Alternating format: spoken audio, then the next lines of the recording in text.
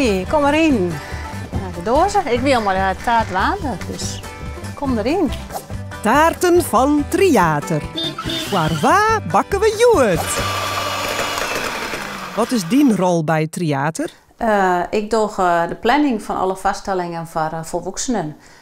Dat is soms op locatie, dat kan in de dorpshuis wezen, maar ik in de theaters van Friesland. En dan moet er een mooie tournee uitkomen.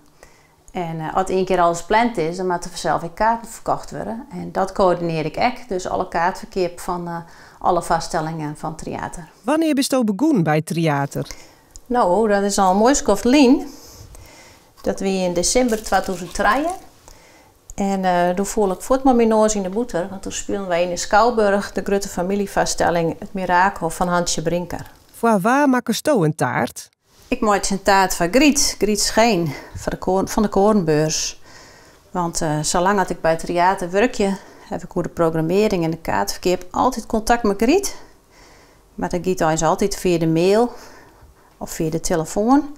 Kijk, Griet ons nog net zo vaak live ontmoeten. En daarom leek het mij leuk om nou naar haar een taart te brengen. Wat betekent Griet voor jou? Ja, Griet is voor mij echt wel de Korenbeurs. Die doet er zo'n soort en al zo lang. Ze doet de programmering, ze doet de kaartverkeer, ze doet de verhuur, de horeca, ze doet het secretariaat. Dus ja, Griet is echt de Korenbeurs. En ja, ze gaat takken meer mooi pensioen hakjet. Dus ik weet net wat de Korenbeurs aan zonder Griet maakt.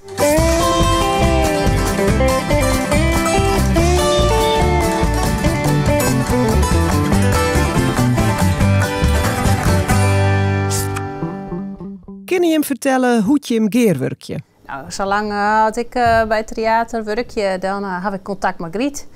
Hoe de programmering en hoe de kaartverkeer. En we spelen ik al heel lang altijd in de Korenbeurs. Nou, ik kom het seizoen weer, maar 2 minuten vooronvang. Ja. En ja, ik mail altijd Griet. Ja, wat dat betreft hebben we kwartelijntjes.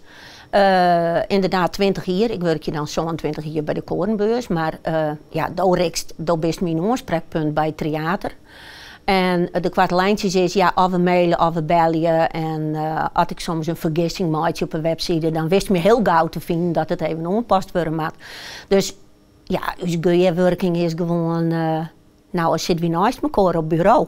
Nou, ik probeerde dan altijd nog wel wat het onderstuur te kannen te krijgen. Dat ik dacht van, nou, dat kennen we wel wat ouder en zulke soort dingen. Maar nee, zo direct dan, dat doe je net. Dat doe je net. Dit is wat er staat.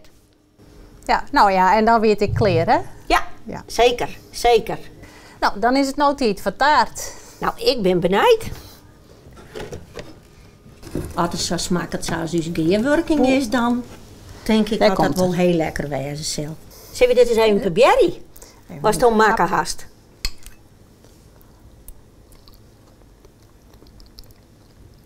Ben geweldig. Waar proost je hem op?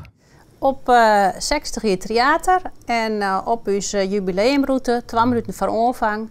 Die wij in deze periode in de Korenbeurs spelen zullen. Een avontuurlijke route door de backstage van het theater met een haardrol van Joop Wittermans. Proost, ik sluit mij daarbij aan.